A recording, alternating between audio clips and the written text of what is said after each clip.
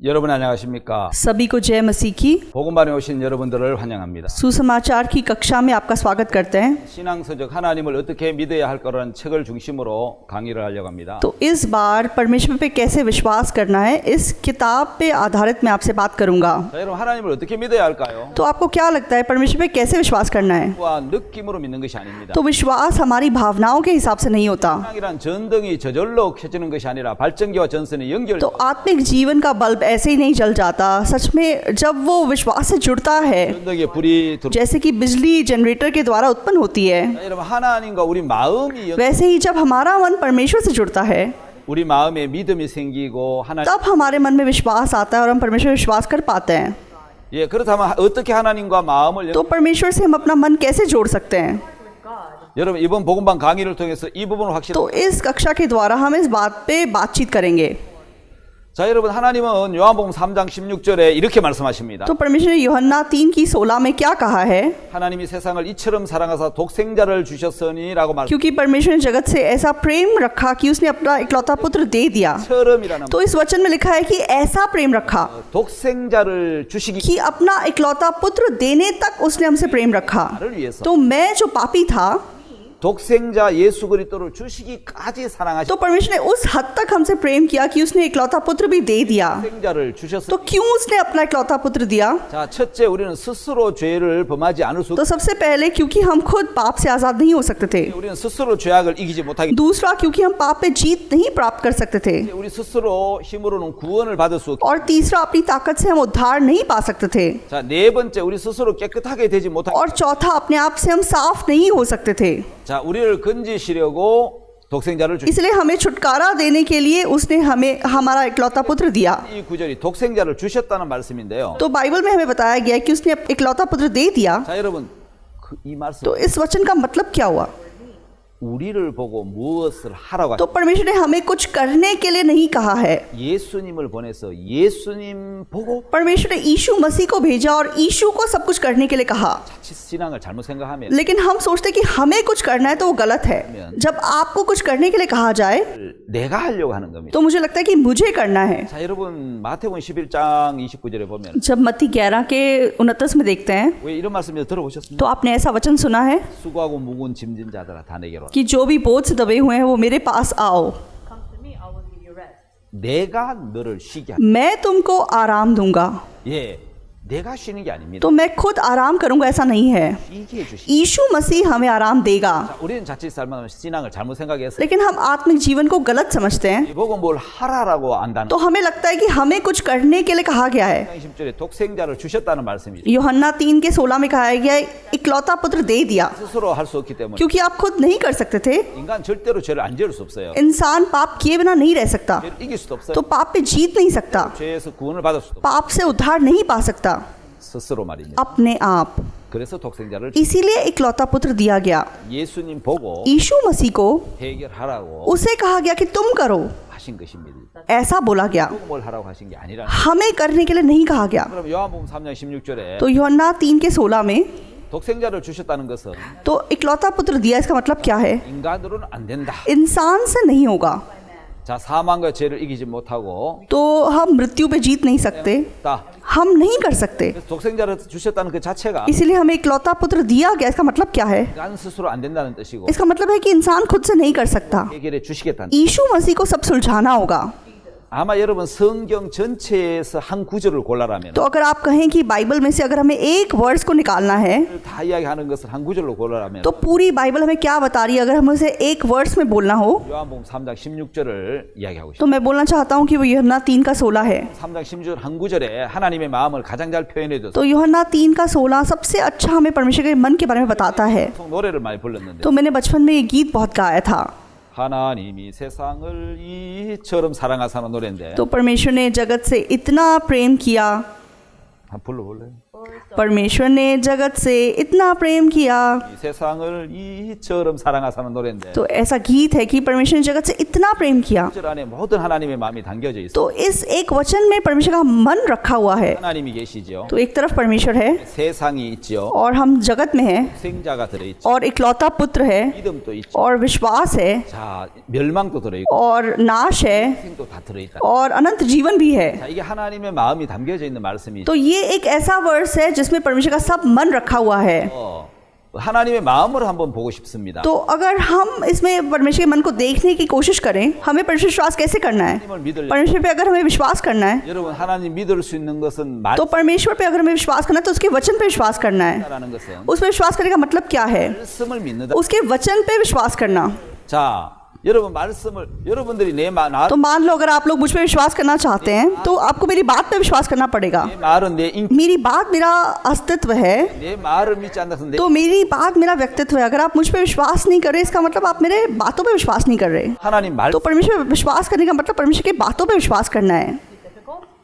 어렵지 않습니다. तो ये मुश्किल नहीं है। 여러분 믿음이라는 तो 거 विश्वास जो है 대상 상대에서 온 जिस पे हम कर रहे हैं उससे उसकी तरफ से आना चाहिए। 사람을 믿을 मुझे किसी पे विश्वास करने के लिए 그 사람 믿고 싶은 마음이 간절해요. मैं बहुत मान लो किसी पे विश्वास करना चाहता हूँ, 계속 내게 거짓말 लेकिन वो मुझे बार बार झूठ बोलता है 나를 속이기 때문에 और बार बार मुझे धोखा देता है, तो मैं कैसे उस पर विश्वास करूंगा? 내가 믿고 싶어. तो मैं विश्वास करना चाहता हूँ, 상대가 대상이 믿을 만한 존재가 안 되기 때문에 믿어지지 않는. लेकिन मैं क्यों विश्वास नहीं कर पा रहा हूँ? क्योंकि वो विश्वास योग्य नहीं है। 하나님을 믿는다는 것은 परमेश्वर विश्वास करने का मतलब क्या है? 하느냐가 아니고 मैं कितनी मेहनत से कुछ करूँ ये नहीं है। 대상이 정확하냐? तो मैं जिस पे विश्वास करने की कोशिश कर रहा हूँ क्या वो स्पष्ट है या नहीं, क्या वो पक्का है या नहीं? 그러면 믿어져 버린단 말이야. अगर ऐसा है तो मैं उस पर विश्वास कर सकूंगा। 오늘 성경과 하나님에 대한 말씀을 지금부터 보려고 합니다. तो अब हम सच में बाइबल में परमेश्वर के बारे में पढ़ने वाले हैं। 성경 10편 119편 105절을 보면은 तो जब हम भजन संहिता 119 के 105 में देखते हैं 참 찾아볼까? तो एक बार खोल के पढ़े 119편 भजन संहिता 119 का 105 105절에 보면은 105 पे क्या लिखा है? 주의 말씀은 내 발의 등이요 내 길의 빛이니이다. तेरा वचन मेरे पाँव के लिए दीपक और मेरे मार्ग के लिए उजियाला है। 여러분 하나님의 말씀이 내 발의 등이라. परमेश्वर का वचन हमारे पाँव का दीपक है। 발은 인생이 걸어가는 발걸음이. तो पाँव से हम अपने जीवन का सफर तय करते हैं। 여기에 어두우면 तो अगर यहाँ अंधकार होगा 미끄러지기도 하고 걸려 넘어지기도 तो 하고. हम फिसल जाएंगे, कभी गिर जाएंगे, 근데 여기 빛이 있어. लेकिन यहाँ पे दीपक है, 등이 있단 말이야. यहाँ पे ज्योति है, 비춰주기 때문에 और क्योंकि वो ज्योति चमका रही है 내 인생의 걸음을 तो इसलिए मेरे जीवन के कदम 밝히 비춰주고. तो वहाँ पे उजियाला है 자, 내 길의 빛이라 했으니까 और वे मेरे मार्ग के लिए उजाला है। 내 인생이 살아가는 길 동안 इसलिए जिस दौरान मैं अपना जीवन जी रहा हूँ 말씀이 내가 어디에 어떻게 살아야 될지, तो ये वचन मुझे बताता है कि मुझे कैसे जीना है, मुझे किस मार्ग पे चलना है, 인생이 어떤 길을 가야 돼. मुझे कौन से रास्ते पे जाना है। 예, 길의 빛이니까 ये मेरे मार्ग का उजाला है। 이 길이 옳은 길인지 तो मेरा मार्ग क्या सही है या मेरा मार्ग गलत है, 길이 틀린 건지 어두운 길, या मेरे मार्ग पे अंधेरा है या ज्योति है, 비춰주는 길이라는 거예요. तो ये ज्योति है जो मुझे दिखाता है। 그래서 성경은 내 발걸음을 어떻게 딛고 어떻게 가야 되는지를 가르쳐주는. तो वचन एक दीपक की तरह है जो मेरा मार्गदर्शन करता है। 다시 말하면 성경은 마음의 길을 밝혀주고 तो दूसरे शब्दों में बाइबल हमारे मन का मार्ग हमें दिखाता है 해주는 내비게이션과 같다는. और हमारी अगुवाई करने वाले नेविगेशन के समान है। 여러분 성경은 내 마음의 길을 밝혀주고 तो बाइबल हमारे मन के मार्ग की अगुवाई करने वाली किताब है 안내해주는. और मेरे जीवन की अगुवाई करने वाली किताब है, नेविगेशन की तरह है। 우리 삶에는 굉장히 많은 내비게이션. तो हम बहुत सारे नेविगेशन का प्रयोग करते हैं। 자동차들 गाड़ी में नेविगेशन होता है 복잡한 길을 잘 찾. जो हमें सही रास्ता बताता है, 예, 항로 저 비행기도 तो फ्लाइट में भी होता है 그다음에 바다에 다니는 और जो जहाज पानी में चलते हैं उनमें भी होता है। 반드시 길을 가르쳐주는. तो सब चीज़ों को नेविगेशन की ज़रूरत है जो उनका मार्ग उन्हें बता सके। 자, 내비게이션이 자 있으면 모르는 길도 정화해. तो नेविगेशन अगर हो तो जो रास्ता हमें नहीं पता वहाँ पे भी हम पहुँच सकते हैं। 성경은 우리 인생을 실패가 아닌 성경. तो बाइबल हमारे जीवन को फेलियर नहीं जीत की ओर, 자, 멸망이 아닌 영. तो नाश नहीं अनंत जीवन की ओर, 바르게 안내해주는 내 인생의 내비게이션. तो सही मार्ग दिखाने वाले नेविगेशन के समान है। 자, 여러분 그다음에 성경 और बाइबल क्या है?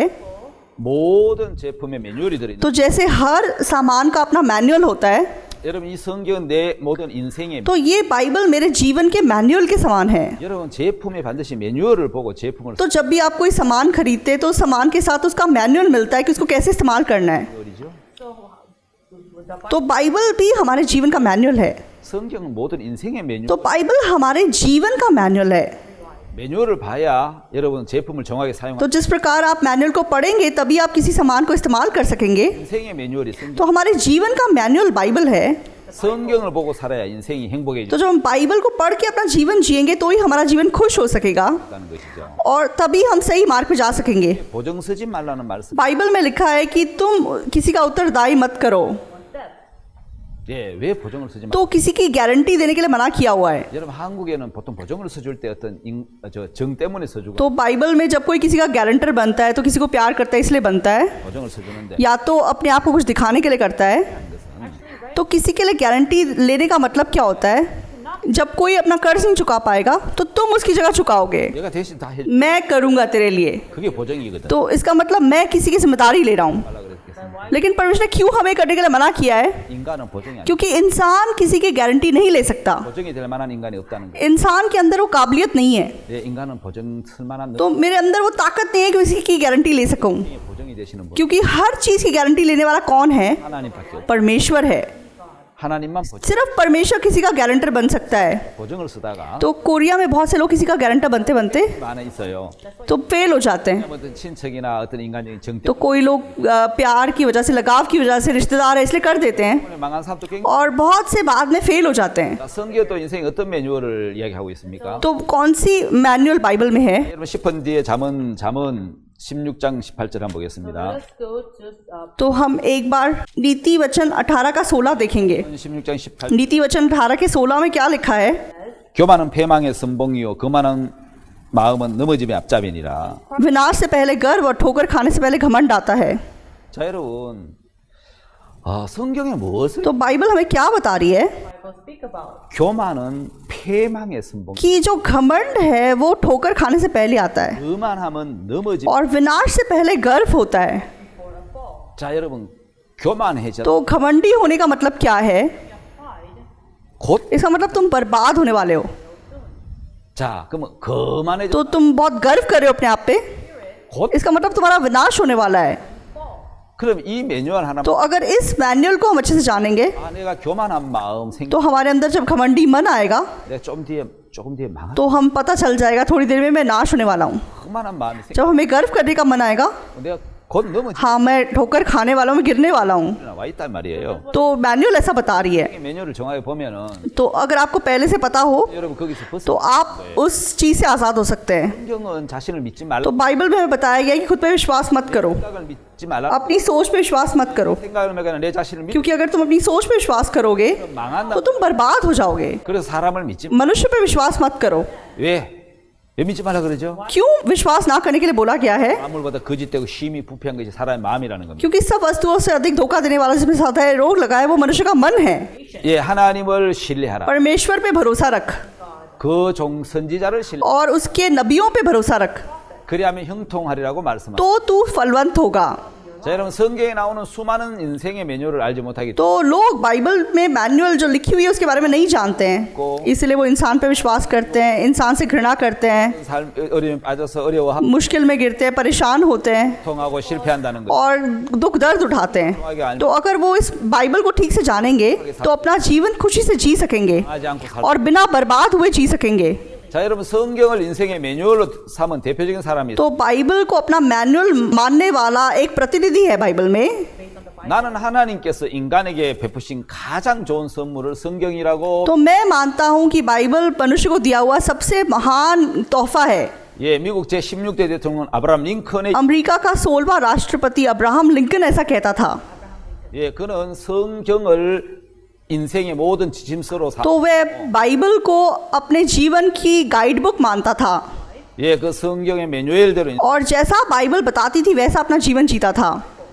자, 여러분 인생의 모든 문제를 해결해 주는 것이 성경책이다라고. तो हम कह सकते हैं कि बाइबल हमारे जीवन की सब समस्या को सुलझा सकती है। 자, 여러분 세상이 어떻게 तो ये दुनिया कैसे बनी है? World created. 어떻게 저 만물이 창조됐습니까? तो ये पूरी सृष्टि को कैसे बनाया गया है? 여러분 인생이 창조됐는지 तो आपका जीवन कैसे बना है? 인생의 전 시작부터 세상 끝까지 तो इस जीवन की शुरुआत से लेके इस दुनिया के अंत तक तो अनंत जीवन उद्धार 영원한 세계까지 다 기록해 놓은 책이 이제 세상의 유일한 책이 성경이 अनंत काल की दुनिया तक हर चीज के बारे में सिर्फ इस किताब बाइबल में लिखा हुआ है। 오직 이 지구상의 한 권의 책이다 이래서 더 북이라고 तो बहुत से लोग कहते हैं कि सिर्फ बाइबल ही दुनिया में एक किताब है, मतलब द बुक है। 세상의 책은 딱 한 권. तो किताब सिर्फ एक है दुनिया में, 모든 책은 사실은 बाकी सारी किताबें जैसे कि पत्रिकाओं के समान है। जो तो इसमें दुनिया की सृष्टि के बारे में लिखा है, 인간의 मनुष्य के पैदा होने के बारे में लिखा है, उसके पाप में गिरने के बारे में लिखा है,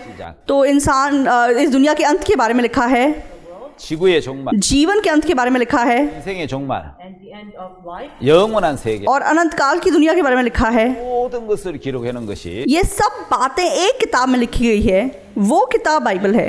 이 인생의 모든 것의 그 종말까지 तो इस दुनिया के अंत तक, 구원까지 अनंत काल के उद्धार तक 모든 것을 다 기록해 놓은 건 오직 성경밖에 없어요. सब चीजें सिर्फ एक किताब जो कि बाइबल है इसमें दर्ज है। 놀라운 책입니다. तो ये बाइबल बहुत ही अद्भुत किताब है। 여러분 요한복음 5장 39절 한번 Let us 찾아보시면 look into John. तो हम एक बार योना 5:29 देखेंगे। 39절에 Here, तो यहाँ पे क्या लिखा है? 5 verse 39. 자 제가 한번 읽겠습니다. तो मैं एक बार पढ़ूंगा। 너희가 성경에서 영생을 얻는 줄 생각하고 성경을 상고하거니와 이 성경이 곧 내게 대하여 증거하는 것이라. तुम पवित्र शास्त्र में ढूंढते हो क्योंकि समझते हो कि उसमें अनंत जीवन तुम्हें मिलता है और ये वही है जो मेरी गवाही देता है। 성경은 예수 그리스도에 대한 기록이. तो ये जो बाइबल है ये यीशु मसीह के बारे में बात करता है। 우리 성경에서 뭘 얻을? तो हम बाइबल में से क्या प्राप्त कर सकते हैं? 여러분 돈, क्या पैसे प्राप्त कर सकते हैं? 어떤 तो क्या अधिकार प्राप्त कर सकते हैं? कोई नाम प्राप्त कर सकते हैं? 성경 तो बाइबल क्या हमें क्या बताती है? 예 성경에서 영 तो बाइबल में से तुम अनंत जीवन प्राप्त कर सकते हो। 성경 영생을 तो बाइबल अनंत जीवन देने वाली किताब है। 우리 성경 말씀을 통해서 영생을 얻을. तो इस बाइबल के वचनों के द्वारा हम अनंत जीवन प्राप्त कर सकते हैं। 우리 죄를 씻어주는 능력. तो बाइबल के अंदर वो ताकत है कि हमारे पाप धो सके 예수 그리스도 यीशु मसीह के लहू से। 구체적으로 어떻게 우리 죄를 씻는? स्पष्ट रूप से कैसे हमारे पाप धुल सकते हैं, 자세하게. ये बाइबल में विस्तार से दर्ज है। 그리고 이 성경은 우리에게 영원한 생명을 और ये बाइबल हमें अनंत जीवन देती है, 능력인 겁니다. उसके अंदर वो ताकत है। 또 놀라운 것. और अद्भुत बात क्या है? 성경 한번 찾아봅시다. तो हम बाइबल में देखते हैं 무도후서 3장 15절입니다. 2 Timothy. दूसरे तिमुथियुस 3:15 को जब हम देखते हैं 자, 디모데후서 3장 15절 तो दूसरे तिमुथियुस 3:15 굉장히 놀라운 말씀이 들어 있습니다. यहाँ बहुत ही एक अद्भुत वचन है। 예.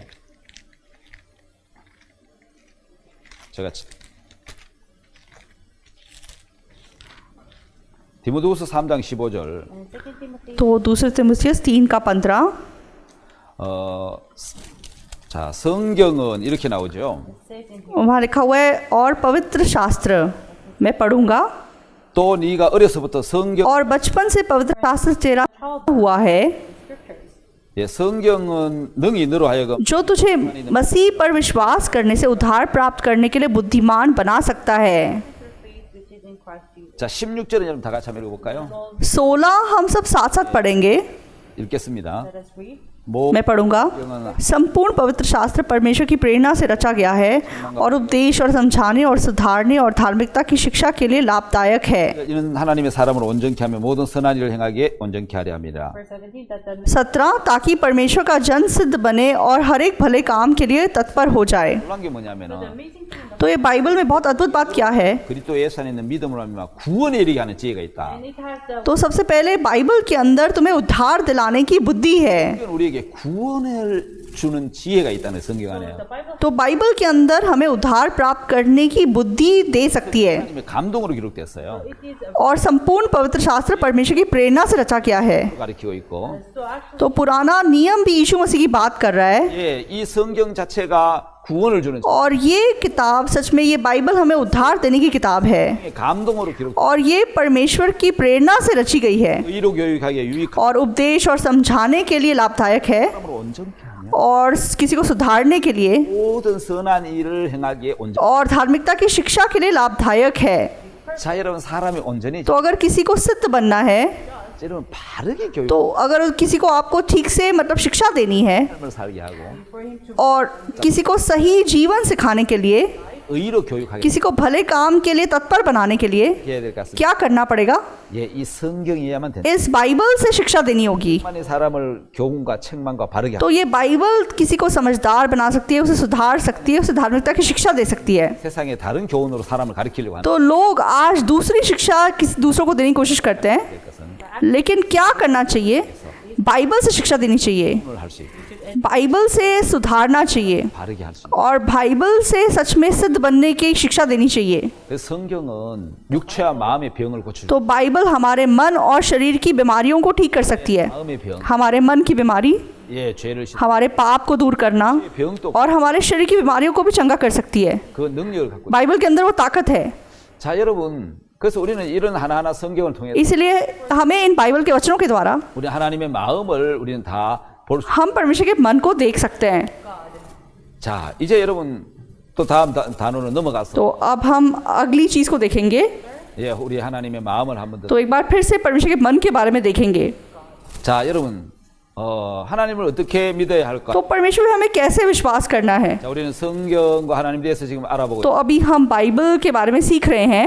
자, 이제 인생에 대한 부분 한번 살펴. तो थोड़ा हम हमारे जीवन के बारे में बात करते हैं। 모든 인생이 그쳐 네 가지 집을 성경. तो बाइबल में हर जीवन को 4 घरों से गुजरना पड़ता है, ऐसा बताया गया है। 와, 여러분들이 तो आप और मैं 반드시 거쳐야 될 집. तो पक्का से हमें कुछ घरों से गुजरना है। 그 첫 번째 सबसे पहला क्या है? 뭐 क्या है? 출생. जन्म का घर है। 이 집은 내가 선택하는 집. तो इस घर को हम चुन नहीं सकते। 내 의지와 상관. मेरी चाहत के बावजूद 선택되어서 हम चुने गए हैं और हम किसी घर में पैदा हुए हैं 나의 선택이 아닌 और हमारा जन्म हमारी चॉइस से नहीं है। 으로 내가 이 땅에 태어나. परमेश्वर ने हमें किसी घर में जन्माया है। 그리고 전도서 7장 2절에 और अगर हम सबोपदेशक 7 के 2 में देखते हैं 집에 대한 말씀이 나옵니다. तो वहाँ भोज के घर और शोक के घर के बारे में बात की गई है। 예, 그다음에 12장 전도서 12장 5절에는 और 12 के 5 में जब हम देखते हैं 대한 이야기가 나옵니다. तो वहाँ पे सदा के घर के बारे में बात की गई है। 인생이 즐기고 결혼도 하고 तो लोग इन शादी करते हैं, इंजॉय करते हैं, सब कुछ करते हैं। ये एक भोज के घर के समान है। 즐기다가 보면 और ऐसे जब हम अपने जीवन को खुशी से जी रहे होते हैं, हम चाहते नहीं हैं, 가야 되는 길이 있습니다. लेकिन सबको एक घर में ज़रूर जाना है। वो शोक का घर है। 한국에는 사람이 죽으면 तो जब हम छोटे थे और कोरिया में कोई मर जाता था 산에 있었는데 तो उनको हम पहाड़ों में दफनाते थे 이제 시체를 상해를 और हम उन्हें उनकी लाश को उठा के लेके जाते थे 가면서 노래를 और जाते जाते गाना गाते थे। 이제 가면 언제 오는 अब जाओगे तो कब आओगे? 어허허 ओह 좀 구슬프지 않습니까? तो कितनी दुखी बात नहीं है। 예, 구슬픈 노래. तो ऐसा गीत गाते गाते 그 이제 시신을 저 산. तो लाश को जाके पहाड़ों में दफना देते थे। 자, 왜? क्यों? 너는 흑인이 흑 क्योंकि तू मिट्टी है और मिट्टी में मिल जाएगी। 흑에서 와. हम मिट्टी से आए हैं, 그래서 육체를 इसलिए हमारा शरीर मिट्टी में मिल जाएगा। 그 영혼은 하나님 और आत्मा क्योंकि परमेश्वर से आई है, 주신 하나님께. परमेश्वर की ओर लौट जाएगी। 자, 그래서 초상집으로 तो अपने मृत्यु से गुजरना होगा। 전도서 12장 5절을 읽어보세요. तो एक सबोपदेशक के 12 में अगर आप देखोगे 예. 자, 시편 뒤에 전도서 तो 12장 5절. भजन संहिता के आगे सबोपदेशक किताब आती है, उसके 12 자, 전도서 12장 5절. 12 के 5 को पढ़ेंगे।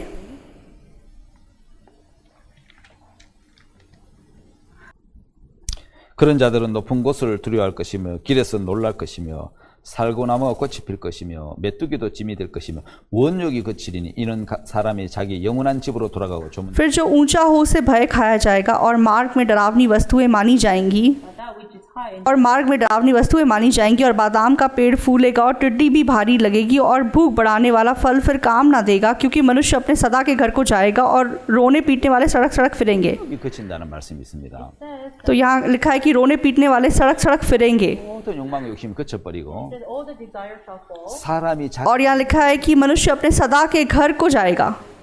여러분 우리 तो एक हमारा सदा का घर है जहाँ हमें लौट के जाना है। 여러분들은 तो आपके पास कोई सदा का घर है?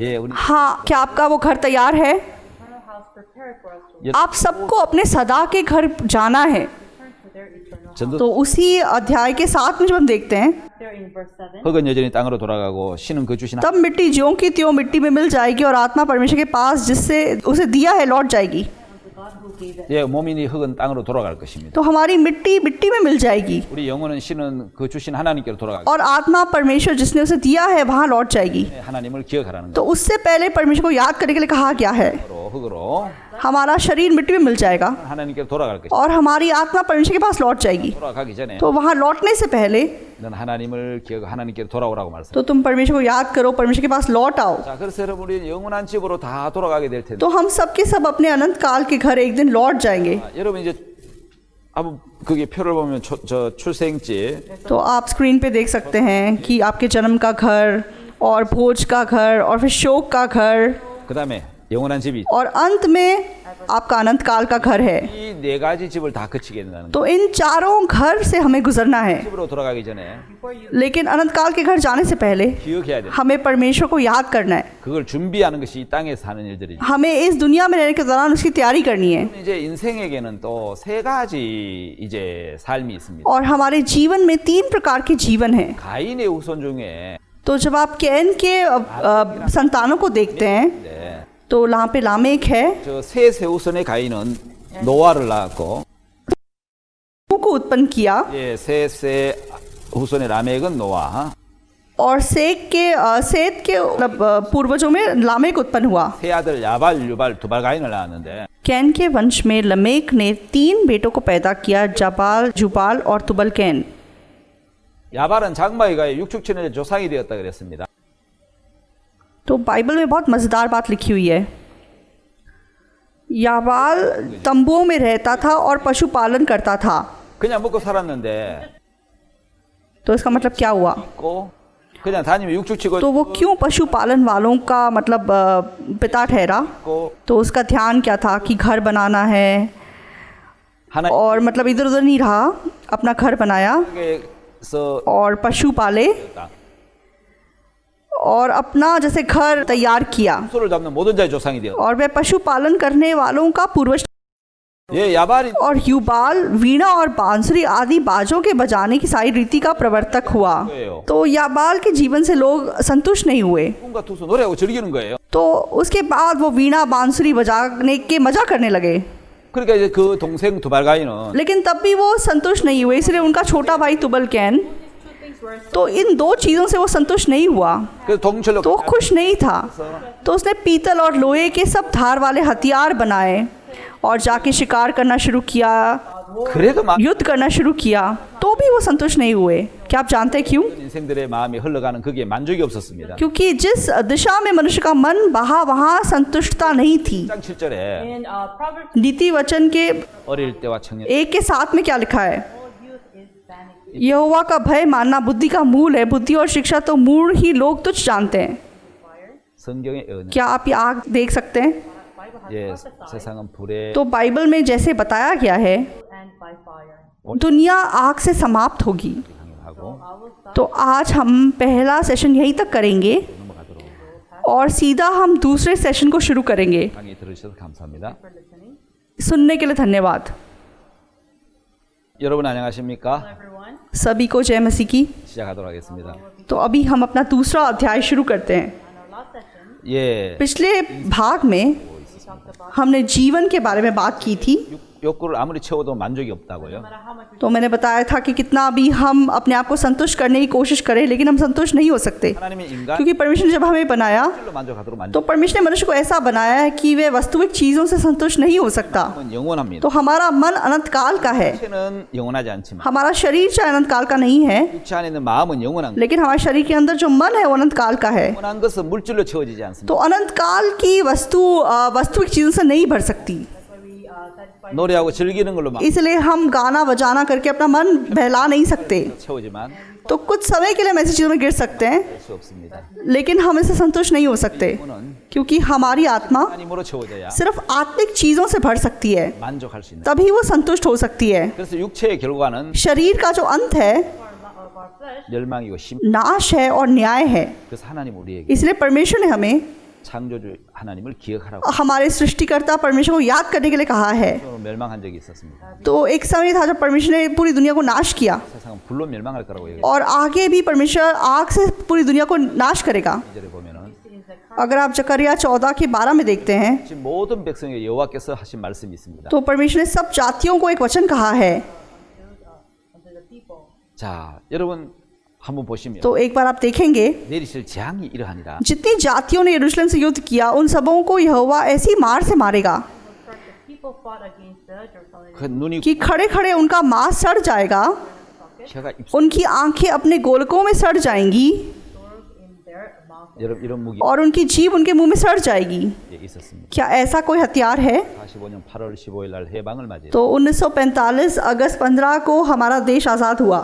35년을 일본한테 지배를 तो 받 35 साल जापान हम पे मतलब हुकूमत कर रहा था, 미국이 일본과의 전쟁에서 원자폭탄 터뜨리면서 लेकिन अमेरिका और जापान की लड़ाई हुई और उन्होंने एटम बम का प्रयोग किया 해방을 맞이했습니다. Then Korea, और तब कोरिया को आज़ादी मिल गई। 했던 मु기가 at that time, the tool तो उस समय क्या इस्तेमाल किया गया था? एटम बम इस्तेमाल किया गया था। सका랴 14장 10절 तो जैसे जकरिया 14 के 12 में लिखा है, 재앙의 무기를 इ야기하고 있죠. तो एक हथियार के बारे में बात की गई है 쓸 때 살이 썩어 कि लोग खड़े होंगे और उनके मांस सड़ जाएंगे, 이 구멍 속에서 उनकी आंखें गोलकों से में सड़ जाएंगी और उनकी जीभ उनके मुंह में सड़ जाएगी। 자 여러분 그 원자폭탄 하나가 히로시마에 터졌던 तो हिरोशिमा में एटम बम गिरा था, was dropped in Hiroshima. 얼마나 많은 तो आपको पता है कितने लोग मर गए थे? People died. 20 लाख लोग मर गए थे। 200,000 people. 사람이 다 호박같이 तो सब लोग एक कद्दू के समान पक गए थे, Their flesh became rotten. 예, 다 썩어버리고 벗겨 तो सड़ गए थे, उनके छिलके मतलब उनका चमड़ा छिलके के समान उतर गया था। 원자폭탄 피해자로 And और जो लोग उससे 복숭아 껍질 벗겨져 버렸어요. प्रभावित हुए थे उन पूरा शरीर सड़ गया था, 자 तो 여러분 पूरे जल गए थे। it was 원자폭탄 터지면서 새카맣게 다 타버리는 어린아와 तो एटम बम की वजह से वो पूरे जल गए थे, पूरे सड़ गए थे, आप जैसे देख सकते हैं। 이렇게 다 피부가 벗겨져 버리고 all their skins were. तो इस प्रकार से उनका चमड़ा निकल गया था 를 입은 사람이 자식을 낳았는데 And so those who the victims of और वहाँ से प्रभावित होकर जब लोगों के बच्चे पैदा हुए gave birth to तो वो भी अपाहिज पैदा हुए। 너무너무 끔찍한 참상이었습니다. such an तो बहुत ही भयानक घटना घटी थी। 자 이제 여러분 우리는 그 심판에 대한 이야기를 끝내고 so we're going to end about तो अब हम न्याय की बात ख़त्म करके यहाँ से जारी रखते हुए 여러분 그 창조에 대해서 we're going to talk about 창 तो हम सृष्टि के बारे में बात करेंगे। 예, 그 창조 तो सृष्टि की दूरदर्शिता के बारे में बात करेंगे। God's providence in the creation तो परमेश्वर की दूरदर्शिता इस सृष्टि में कैसे छिपी हुई है? of creation तो सृष्टि का अर्थ क्या है? from the eternal world. तो अनंत काल की दुनिया में से 한 조각 떼어냈다 이 뜻을 갖고 있습니다. You cut off तो सीमित दुनिया का एक हिस्सा तोड़ लेना या अलग कर लेना, तो असीम दुनिया से सीमा की एक दुनिया को 이 우리를 이렇게 떼낸 건데 and you cut. अलग से निकाल लेना। 이게 안에 있다는 것은 Why we live तो हम अब समय से बंधी हुई दुनिया में हैं। 터질 세계라는 거죠. तो ये ऐसी दुनिया है जो खत्म हो जाएगी, सड़ जाएगी। 창조는 the तो परमेश्वर ने जो सृष्टि बनाई, 조각을 떼내서 we cut off तो परमेश्वर ने अनंत काल की दुनिया से and the world that will ये दुनिया जो सड़ जाएगी, ये दुनिया जो समय के बाद खत्म हो जाएगी, 창조를 하셨는데 तो इसको अलग से बनाया। 대상은 사실 인간입니다. and the open तो सृष्टि का सबसे बड़ा मकसद इंसान था। of human beings were for 여러분 어떤 इस मनुष्य के लिए परमेश्वर ने सृष्टि को बनाया। तो सृष्टि का अर्थ क्या है? 날에 God created तो परमेश्वर ने जब पहला दिन हुआ, 뭘 창조하셨죠? परमेश्वर ने क्या बनाया? 예, 첫째 날에 빛을 창조하셨습니다. पहले दिन परमेश्वर ने उजियाले को बनाया। 아침에 उजियाला हो, 빛이 있었고 उजियाला हो गया। 빛이 하나님 보시기에 좋았더라. was good. परमेश्वर की नज़रों में वो अच्छा था। 빛을 첫째 날 창조하셨을까요? परमेश्वर ने सबसे पहले क्यों उजियाले को बनाया? 빛이기 때문에 क्योंकि परमेश्वर ज्योति है। 그걸 제거하시는 일을 하십니다. परमेश्वर ज्योति को लाकर अंधकार को दूर करना चाहता था। 가장 원하시는 것은 तो परमेश्वर हमारे जीवन में सबसे ज़्यादा क्या चाहता है? 속에 있는 तो मनुष्य के मन के अंदर 그 어둠을 제거하시는 일을 합니다. अंधकार को वो बाहर निकालना चाहता है, 왜냐하면 그 어둠은 바로 죄입니다. क्योंकि वो अंधकार पाप है। 빛이거든요. Because God तो परमेश्वर ज्योति है। 라는 것이 what God परमेश्वर किस चीज़ से सबसे ज़्यादा घृणा करता है? the darkness तो वो मनुष्य के मन में अंधियारे से घृणा करता है, क्योंकि वो अंधियारा पाप है। 의로우신데 God is तो परमेश्वर पवित्र है, सच में धर्मी है, 의롭고 추한 죄인이란 말입니다. लेकिन मनुष्य सच में गंदे हैं, घिनौने हैं, पापी हैं, 어둠이라는 것입니다. वो अंधकार हैं। 번째 창조가 뭐냐면 तो सृष्टि में पहला काम परमेश्वर ने क्या किया? 임하면서 उजियाला हुआ 마음속에 어두운 죄가 제해져 버리고 और मन से जो अंधकार भरा पाप था वो गायब हो गया, 그것이 पाप धुल गया। 신앙의 첫째 날이에요. तो वो हमारे आत्मिक जीवन का पहला दिन है। 많은 사람들이 교회를 다니고 तो बहुत सारे लोग चाहे चर्च जाते हैं, 정말 신앙의 첫째 날이 있나? लेकिन क्या उनके जीवन में आत्मिक जीवन का पहला दिन आया है? 마음에 모든 죄가 씻어져 버리고 तो जिस दिन उनका सारा पाप धुल गया, 죄가 없어져 버리고 जिस दिन उनका पाप गायब हो गया, 찬송가 이런 찬송가 있죠. तो एक गीत है जो ऐसे है, 날 기쁜 날 खुशी का दिन, खुशी का दिन, 나의 죄 다 씻은 날 जब मेरे सारे पाप धोए गए। 죄가 다 씻어진 날 तो वो दिन जब मेरे सारे पाप धोए गए, 사단에게 속해 있던 내가 तो मैं जो शैतान का था, 꿈에 있던 내가 मैं जो अंधकार में था, 첫째 날이 왔습니다. पहला दिन आ गया। 빛이 있으라. उजियाला हो। 땅은 혼돈하고 공허하고 흑암의 기품이 있었는데 तो पृथ्वी बेडौल थी, सुनसान थी, गहरे जल पर अंधियारा छाया हुआ था। 신은 일을 할 수 없어 운행하고 있었는데 तो परमेश्वर का आत्मा मंडरा रहा था, वो काम नहीं कर पा रहा था। 그때 빛이 있으라. तब परमेश्वर का उजियाला हो। 빛이 와서 혼돈을 उजियाला हो गया और परमेश्वर ने बेडौल पृथ्वी को बदल दिया, 채워버렸고 सुनसान पृथ्वी को बदल दिया। 죄를 다 몰아내 अंधकार ने पाप को हटा दिया 내 마음에 빛이 와버린 거예요. और मेरे मन में ज्योति आ गई। 다시 말해 예수 그리스도 십자가로 모든 죄가 사해지는 거예요. दूसरे शब्दों में यीशु मसीह ने हमारे सारे पापों को धो देना, 혹시 여러분 वो हमारे आत्मिक जीवन का पहला दिन है। 다시 여러분 마음이 혼돈하고 공허 흑암의 기품에 있는 창세기 1장 2절의 상태면 तो अगर आपका मन उत्पत्ति एक की दशा में है, 하나님 여러분 마음에 아직 아무 일도 안 하시는 것처럼 보이면 तो अगर आपको लग रहा है कि परमेश्वर आपके मन में अभी कोई काम नहीं किया है, तो आपको उजाले की जरूरत है। 예수님이 여러분 우리 마음에 들어오면 जब परमेश्वर हमारे मन में आएगा, 절대로 우리 마음에 어둠이 죄가 남아있어. तो हमारे मन में पाप अंधकार नहीं रह सकेगा। 여러분 놀라운 말. तो बहुत ही अद्भुत वचन है। 창세기 1장에 나오는 빛. उत्पत्ति 1 में जो उजाला है, 예, 창세기 1장 2절 2절 3절에 나오는 빛은 तो उत्पत्ति 1 के 2, 3 में जो उजाले के विषय में लिखा हुआ है, 사람들의 마음을 비추는 तो ये मन पे चमकने वाली ज्योति है। 바로 빛이 있으라 하심에 빛이 있어. उजाला हो और उजाला हो गया। 자, 요한복음 1장 9절 한번. तो यूहन्ना 1 का 9 हम एक बार देखेंगे। 자, 요한복음 1장 9절을 제가 한번. तो यूहन्ना 1 का 9 हम एक बार पढ़ के देखते हैं। 참빛 곧 세상에 와서 각 사람에게 비추이는 빛이 있었나니. सच्ची ज्योति जो हर एक मनुष्य को प्रकाशित करती है, जगत में आने वाली थी। 세상에 와서 각 사람에게 비치는 빛입니다. तो जो सब मनुष्य को उजाला दे देगी, 참빛이라 그럽니다. तो उसे सच्ची ज्योति कहा गया है। 이기지 못하는 빛이 있습니까? तो क्या ये ज्योति है जो कि अंधियारे पे जीत ना सके? 빛이 있습니까? ऐसी कोई ज्योति होती है जो अंधकार को मिटा ना सके? 또 빛은 모든 어둠을 다 몰아내. तो ज्योति हमेशा अंधकार को मिटा देती है। 예, 창세기 1장 2절에 तो उत्पत्ति 1 के 2 में जब हम देखते हैं, 예, 그 어둠에 있었을 तो जब पृथ्वी पे अंधकार था, 1절에 빛이 있어. तो 1 के 3 में उजाला हो। 예, 그 빛이 तो जब उजाला आ गया, 예, 모든 얼음을 몰아내 버려. तो सब मुश्किलें दूर हो गई, सब अंधियारा दूर हो गया। 예수 그리스도입니다. तो वो ज्योति यीशु मसीह है, 그들의 마음을 비추는. तो लोगों के मनों में चमकने वाली ज्योति। 자, 여러분 창세기 1장 그 2절 3절 나오는 빛은 태양빛. तो उत्पत्ति 1 के 2 या 3 में ये सूरज की ज्योति नहीं है। 태양 넷째. तो सूरज चौथे दिन बनाया गया था। 여러분 너무너무 놀라운 것은 세상에 와서 बहुत अद्भुत बात क्या है? 각 사람에게 비추는 빛이 있습니다. तो एक ज्योति है जो सारे लोगों पे चमकती है, वो यीशु मसीह है। 태양빛은 태양에게 비추는 빛이 तो वो सूरज की ज्योति नहीं है।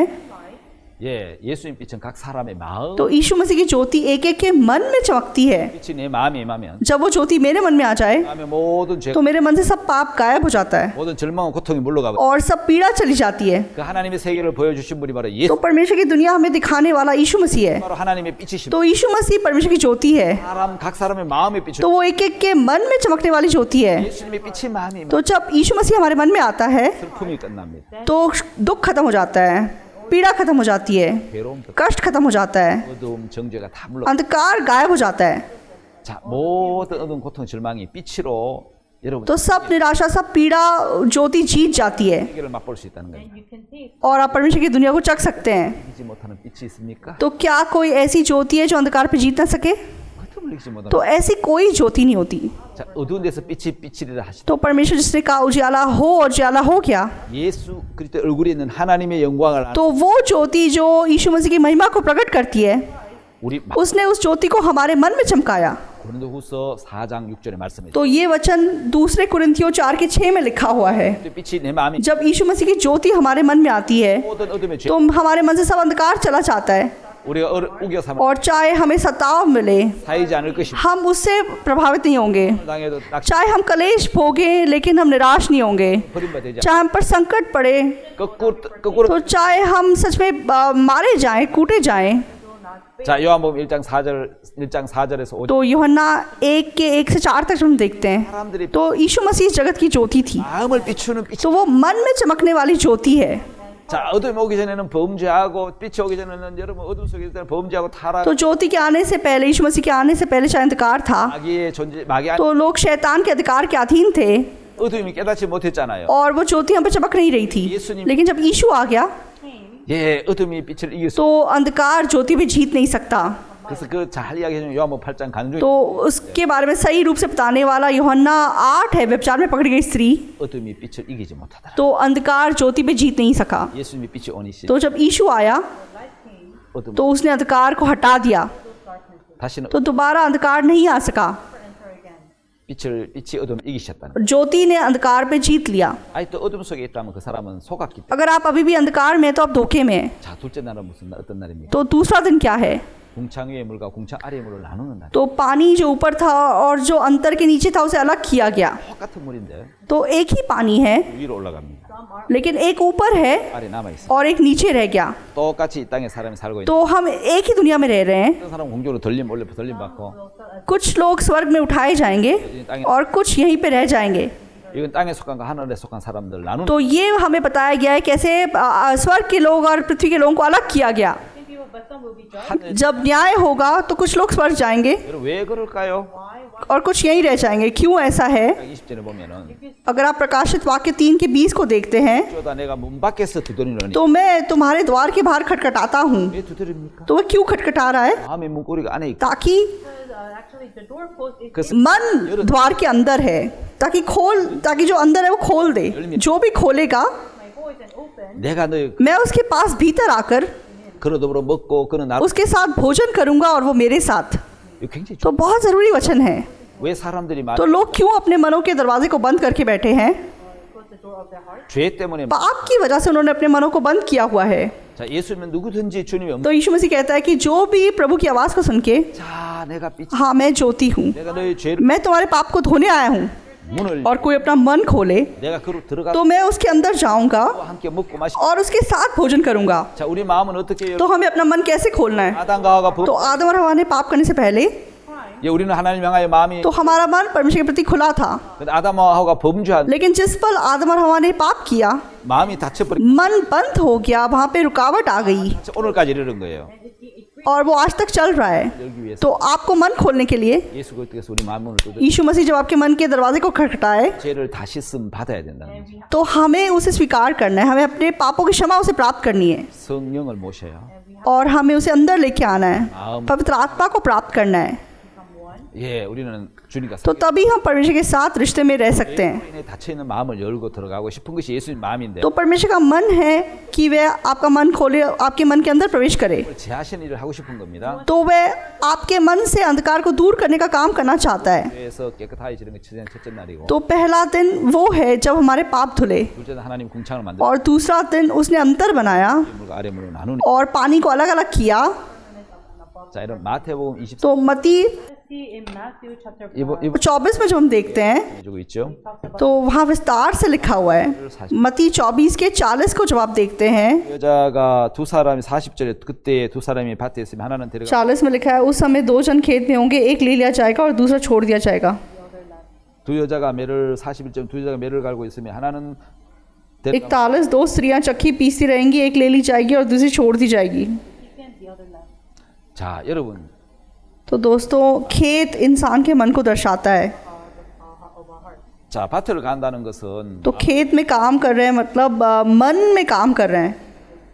씨를 뿌린다는 것은 씨를 तो खेत में काम करने और बीज बोने का रूप दिखाया गया है। 아마 여러분 밭을 간다는 것은 씨를 뿌리고 밭을 간다는 것은 어떤 이제 तो ये सुसमाचार के प्रचारकों का जीवन दिखाया गया है। about the life of evangelist. 매를 간다는 것은 맷돌로 간다는 건 늘 반복된 일상인데 और चक्की पीसने वाली औरतें मतलब रोजाना का जीवन जीने वाले लोगों को दिखाया गया है। 똑같이 일을 하는데 तो दो प्रकार के लोग सेम काम कर रहे हैं, 어떤 일 하늘에 올라가고 लेकिन कुछ उठा लिए जाएंगे और कुछ यहीं पे रह जाएंगे। Some will be bad. 데살로니가 전서 4장 16절 10절에 보면 पहले थिस्सलुनीकियों 4 के 16 और 17 में लिखा है, 공중에서 주를 영접하는 In the where they जब वे परमेश्वर को स्वागत करेंगे 받은 사람과 그렇지 않은 사람들이 तब मतलब कुछ उठा लिए जाएंगे और कुछ यहीं रह जाएंगे। saved and people who are not saved. 예, 그게 바로 둘째 날입니다. तो ये दूसरा दिन है। 자, 여러분 이제 셋째 날은 तो तीसरे दिन 땅은 심 있는 채소 열매 있는 과목을 해라. तो पृथ्वी पे से विभिन्न प्रकार के पेड़ पौधे निकले। Interesting word. तो बहुत अद्भुत वचन है। तो पृथ्वी के ऊपर से 바다에도 능히 나무를 심을 수 있고 It is possible तो मतलब हम पेड़ पौधे अगर परमेश्वर चाहता तो पानी में भी लगाए जा सकते थे, to also bring forth fruit from the ocean. तो समुद्र से भी फल उत्पन्न हो सकते थे। लेकिन परमेश्वर ने क्यों मतलब भूमि में बीज बोने के लिए कहा?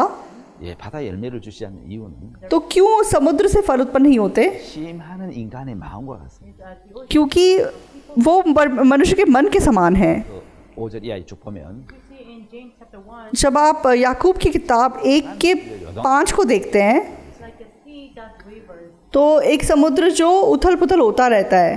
반면 하나님께서 말씀하시는 것은 In other words, तो परमेश्वर क्या कहना चाहता है 이루어진다고 굳게 믿는 마음, कि ऐसा मन की वचन जरूर पूरा होगा। 있는 사람의 마음, the heart of तो मनुष्य का मन जो स्पष्ट विश्वास रखे, जो डगमगाता ना हो, about the heart that तो ऐसे मन के बारे में बात की गई है। 우리 박 목사님께서는 तो पास पाक के बारे में जब हम बात करते हैं 마가복음 11장 24절에서 तो मरकुस 11 के 24 में 너무 고통스럽고 아파. तो वो पेट दर्द से बहुत परेशान थे। 아, 여러분 하나님이 무엇인 믿고 구한 건 받은 줄 여기라 그랬는데 परमेश्वर का वचन कहता है कि जो भी तुम विश्वास से मांगते हो प्रतिधि कर लो कि तुम्हें मिल गया है, 음식이 तो फिर मुझे खाना चाहिए, जो मैं खाना चाहता हूँ वो मुझे खाना चाहिए। 잡혀도 stomach will burst. If तो उनको लगा कि अगर वो ऐसा करेंगे तो उनका पेट फट जाएगा। whatever you pray for, believe. लेकिन वचन कहता है कि जो भी तुम प्रार्थना में मांगते हो विश्वास करो कि तुम्हें मिल गया है। 바다 물결 하나님의 말씀 여러분 이거 하나님 말씀은 변하지 않는데 तो परमेश्वर का वचन कभी भी बदलता नहीं है। 다시 말해 형편은 바다 물결처럼 변한다. तो चाहे परिस्थिति पानी की लहरों के समान बदल जाती है, 변하지 않는다는 거예요. लेकिन परमेश्वर का वचन कभी नहीं बदलता।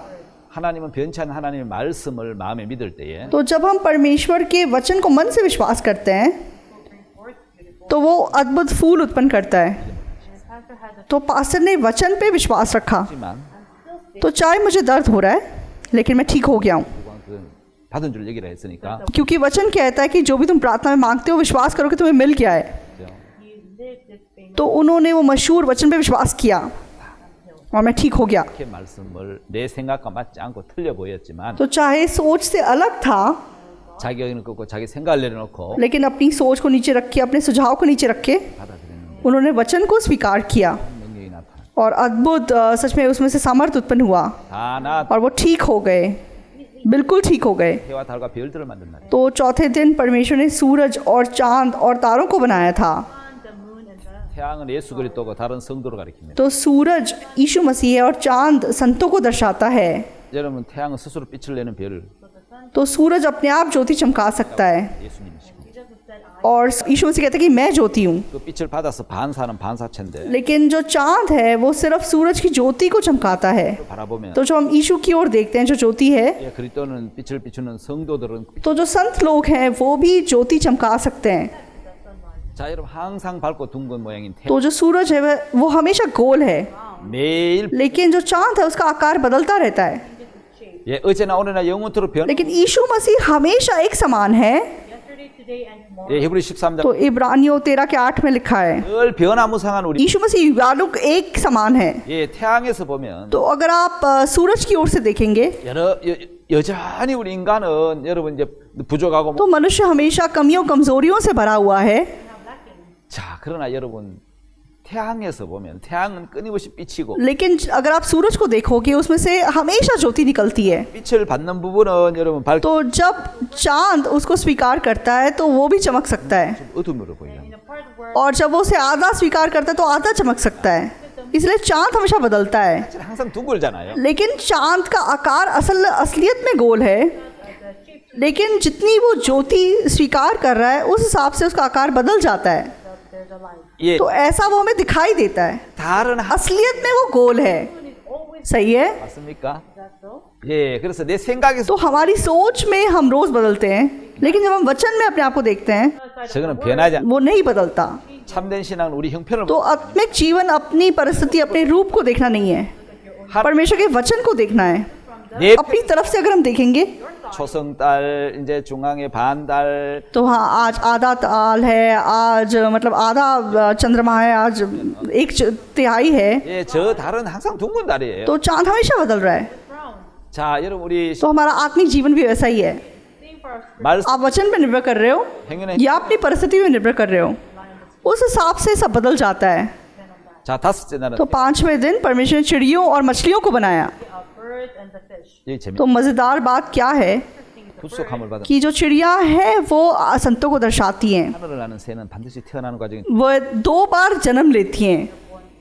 장구벌레가 तो जैसे कि मच्छर पहले अंडा होता है 구더기가 파리로 और मक्खी भी पहले कीड़ा होती है 벌레가 잠자리에 और ड्रैगन फ्लाई भी पहले कीड़ा होती है 구운뱅이가 매 और जो तितली है वो पहले कैटरपिलर होती है। 바로 죄인이 उसी प्रकार पापी धर्मी बनता है। 땅에 속한 인간이 하늘에 속한 거듭난 사람 तो पृथ्वी के लोग बाद में स्वर्ग के लोग बन जाते हैं। 은혜를 가리키는데 The fifth day is talking with number 5. 5वां दिन अनुग्रह के बारे में बात करता है। 영적인 의미가 बाइबल में हर नंबर का आत्मिक मतलब है। 제 하나님 숫자 तो 3 का मतलब परमेश्वर को दर्शा रहा है 40일 거시기로 40일 और 4 मतलब 40 रेगिस्तान के जीवन को दर्शा रहा है 5는 은혜 और 5 अनुग्रह है। 베데스다 연못가의 행각 5 बेथेस्दा के 5 ओसारे थे, Bethesda. 6은 육신 인간을 얘기하죠 6 मनुष्य को शरीर को दर्शाता है 6개 And because there was a 7은 완전한 숫자 और 7 सिद्ध नंबर है 안식하신 날 और आराम का दिन है। 자, 여러분 거듭나서 하나님의 자녀가 되는 तो उद्धार पाके परमेश्वर की संतान बनना 열심히 노력하고 수고 ये हमारी मेहनत या कोशिश की वजह से नहीं है, 예수님 그 यीशु मसीह के अनुग्रह से। Jesus Christ. 예, 값 없이 거저된다는 거. तो बिना कोई कीमत के हम बचाए गए हैं। 하나님은 값 없이 은혜로 구원받는 걸 तो परमेश्वर हमें सिखाना चाहता था कि कैसे तुम बिना कोई कीमत के उद्धार पाए हो। 이게 나는 새를 다섯째 날에 만. इसलिए परमेश्वर ने चिड़ियों को 5वें दिन बनाया। 새는 중력이 तो चिड़िया मतलब आज़ादी से उड़ सकती है, गुरुत्वाकर्षण के विरुद्ध जा सकती हैं। 를 가지고 तो 세상을 उद्धार पाए संत लोग भी सच में इस दुनिया के विरुद्ध जाके जी सकते हैं, वे सब परीक्षाओं पे जीत सकते हैं 하나를 향해 힘있게 달려갈 수도 있습니다. और परमेश्वर के लिए मजबूती से दौड़ सकते हैं 한계를 넘을 수 있고 और विश्वास से अपनी सब सीमाओं को पार कर सकते हैं। विश्वास से सच में परमेश्वर निर्भर करके जी सकते हैं। एक चिड़िया होती है जिसका नाम एल्बाट्रॉस है, 이용해서 기류를 इ용해서 하늘 날아다니. तो उसके पंख बहुत बड़े होते हैं और वह हवा के भाव को प्रयोग करके उड़ती है।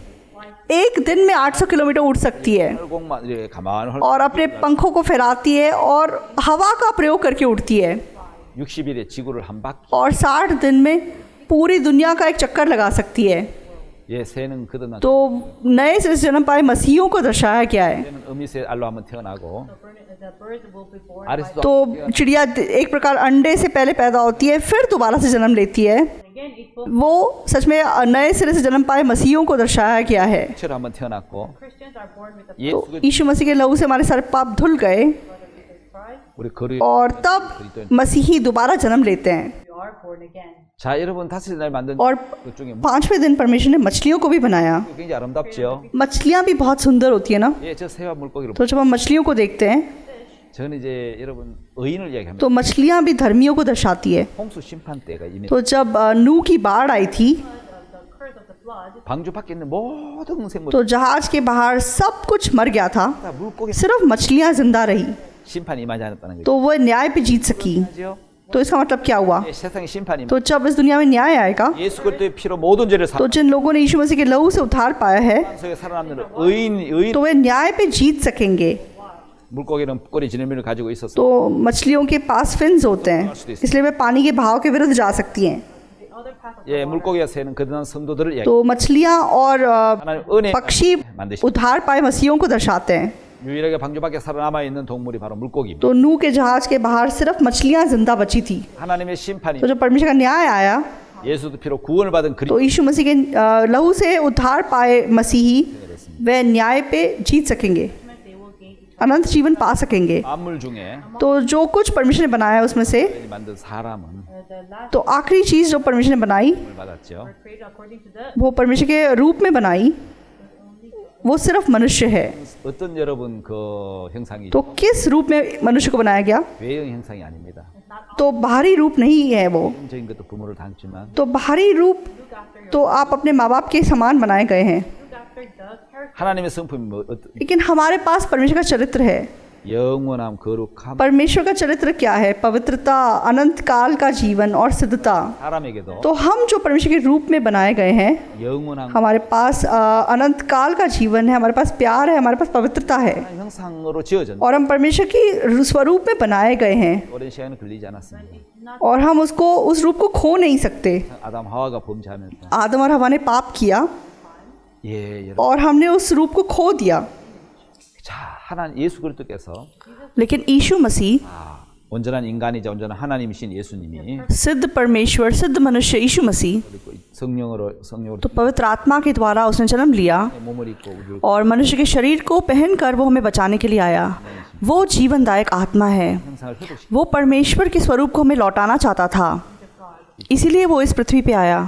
이제 하나님 형상을 회복한 तो जो मसीही परमेश्वर के रूप को पा चुके हैं, 그 안에 하나님의 영을 모신 이제 그리스도인이 되는 거죠. तो हमारे शरीर में हमने यीशु मसीह की आत्मा को प्राप्त कर लिया है। 자, 여러분 이 여섯째 날에 만든 이 동물 중 तो छठवें दिन जो जानवर बनाए गए, 예, 식물하고 차이가 있는데 तो वो पौधों से अलग हैं। 동물은 자연 재해가 오면은 तो जो जानवर होते हैं, जब कोई विपत्ति आती है 스스로 이렇게 대피할 수 있는 तो उनके अंदर एक ऐसा सामर्थ्य है कि उस विपत्ति को पहले से समझ के वो उस वहाँ से भाग जाते हैं। 근데 식물 लेकिन पेड़ पौधे कैसे होते हैं? 고스란히 재해를 तो वहीं पे खड़े होके वे उसका सामना करते हैं, 여러분 그 대신 식물 लेकिन उन पेड़ों पौधों के अंदर 복구 기능이 있습니다. परमेश्वर ने उनके अंदर एक विशेष तकनीक दी है, 이모터 तो उसको हम इमॉर्टल सेल बोलते हैं। 영원히 죽지 않는 새 तो कभी ना मरने वाली कोशिकाएं हैं। 사람으로 말미암아 죄인 된 우리 तो हम जो आदम के द्वारा मर गए, 지옥 हम नर्क जाए बिना नहीं रह सकते थे, 근데 하나님이 식물의 이모터 셀인 예수 그리스도를 우리에게 लेकिन परमेश्वर ने जैसे पौधों में इमॉर्टल सेल दिए, वैसे यीशु मसीह हमें दे दिया। 사망에 이를 수밖에 없는 죄 तो हम जो कि सिर्फ पाप की वजह से मर ही सकते थे, 의인으로 죄가 없는 세계로 복구시키는 तो हमें सच में एक अनंत दुनिया में हमें ट्रांसफर कर दिया जहाँ कोई पाप नहीं है। 힘, 자연의 재해를 고스란히 당해야 된 그 तो जिस प्रकार जो पौधे थे उनको उन विपत्तियों की वजह से नाश हो जाना था, 재해를 लेकिन उन इमॉर्टल सेल की वजह से 복구할 수 वे उन विपत्तियों पे जीत सके, 예, 불가항력적인 तो हम भी सच में पाप की वजह से, शैतान से धोखा खा के, 여러분 우리가 죄 तो हमें सिर्फ पाप से खींचे जाना था और पापी बन के नाश होना था। 하나님께서 लेकिन परमेश्वर ने 다시 복구시키고 हमें वहाँ से बचाने के लिए, वहाँ से छुड़ाने के लिए 이모털 셀인 예수님을 इमॉर्टल सेल यीशु मसीह दे दिए 우리 죄인에서 의인으로 복구되어 और हम पापी से धर्मी बना दिए गए 의인이 되었습니다. और हम धर्मी बन गए। 우리를 재생하시고 복구 तो परमेश्वर सच में हमें जीवित करता है, 마음을 솟게 하시는 वह हर प्राण को पुनर्जीवित करता है। 말씀이 가는 곳마다 생명이 다시 살아나고 तो जहाँ जहाँ वचन प्रवेश करता है, वो मनुष्य का आत्मा फिर से जीवित हो जाता है। Our soul shall revive again. 우리 다시 복구하신 주님을 감사하겠습니다. तो हम परमेश्वर को धन्यवाद करते हैं जिसने हमें पुनर्जीवित किया। आज हम यहीं पे ख़त्म करेंगे और अगले सेशन में हम फिर मिलेंगे। धन्यवाद।